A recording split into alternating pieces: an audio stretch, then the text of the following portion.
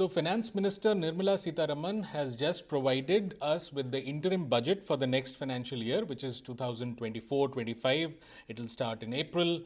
And very much in line with the expectations. There were no massive announcements, nothing terribly political. I think most of the big announcements have been kept back for the full-fledged budget, which most analysts would say that the same government will come back after the elections and present a full-fledged budget in July. And from that perspective, it was very important that this budget, we look at the revised estimates, what's been happening in the economy in the current financial year, because budget estimates for the next financial year are likely to change. So here are 6 takeaways if you look at the revised estimates and look back sort of on the current financial year. So the first key takeaway is that the budget has very muted expectations about India's economic growth. Now, India's economic growth has been a stellar one. If you look at the global comparison, we are the fastest growing major economy, growing at 7.2% GDP growth.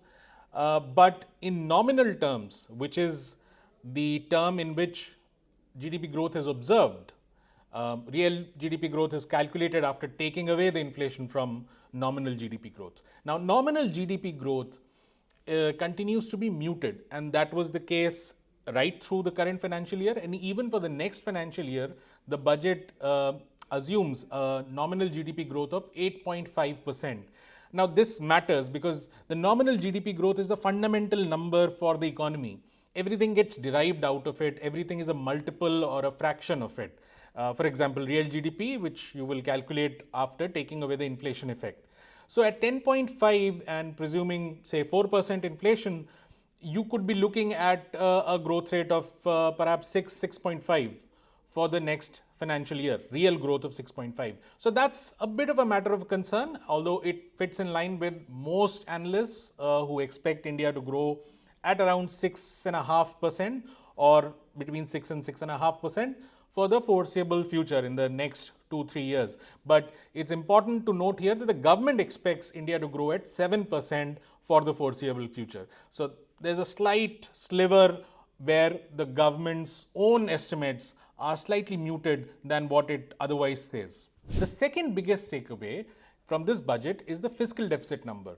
Now, fiscal deficit is essentially the amount of borrowings that a government makes. Government is the biggest borrower in the economy, and it borrows money because it doesn't have enough resources to meet its expenditure. So every year there's a deficit, and that's called the fiscal deficit, and it refers to the borrowings, and they matter because if the government, the biggest borrower in the economy, borrows a lot of money from the economy, there'll be less money left for the private sector, for individuals like you and me, and even for firms, for businesses to borrow money. If there is less money, the competition for those resources would be higher, the interest rates will rise.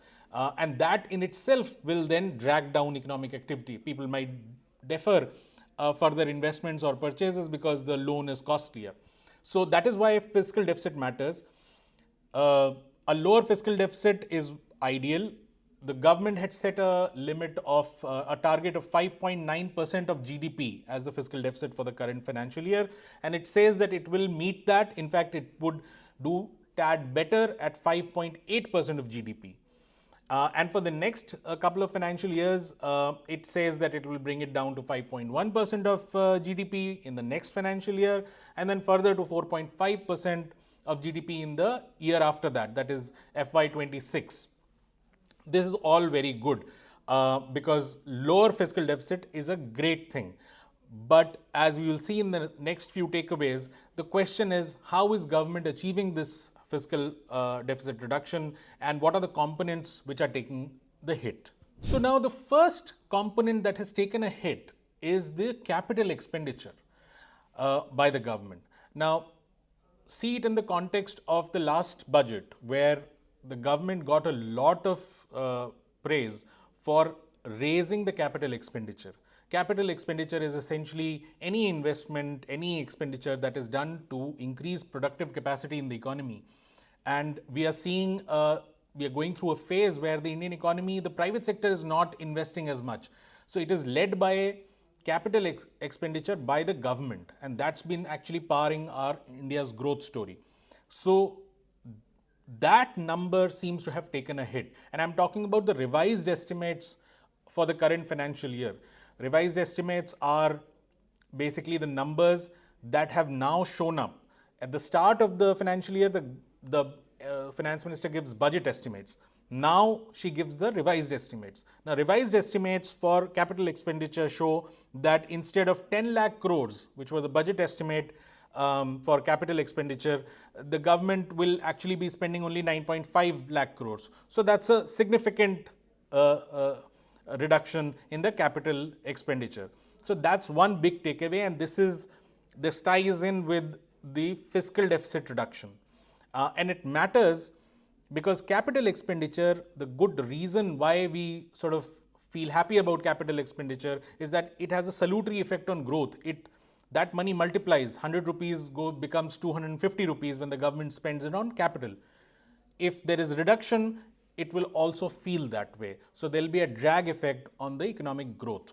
The fourth takeaway. Now, apart from capital expenditure, one also looks towards the government for expenditure towards health and education. These are two metrics, two big chunks where governments must spend. All of economic history, human history has taught that countries that have done well have invested first in health and education of their population. India typically has a record where India spends a very small amount of its total expenditure on health and education. But what we are seeing again, looking at the revised estimates, is that there have been cuts to the already low levels of budget allocations to health and education.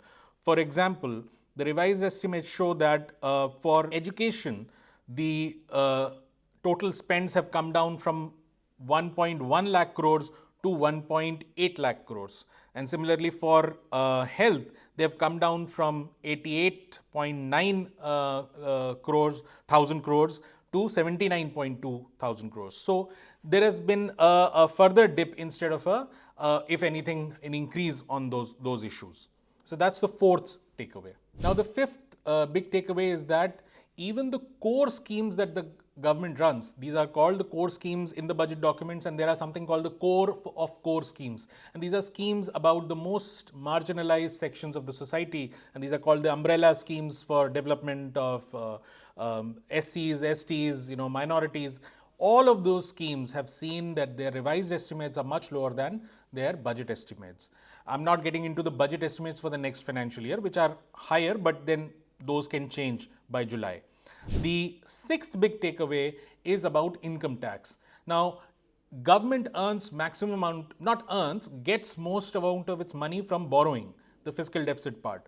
But in terms of the revenues, income tax is expected to be the number one income generator for the government.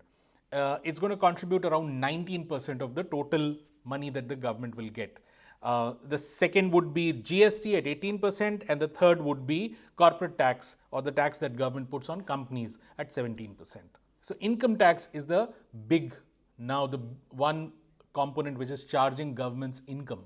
Those are the six big takeaways from this interim budget. Thank you.